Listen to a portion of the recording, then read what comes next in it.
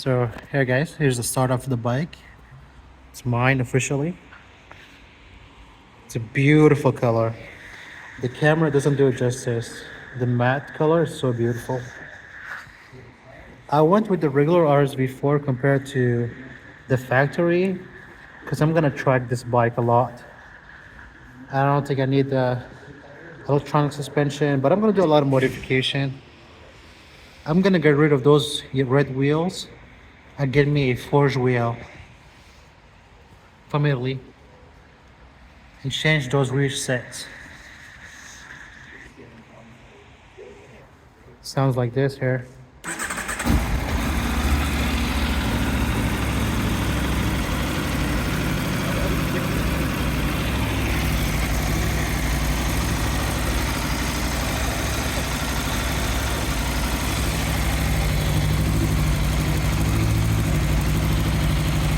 Beautiful bike.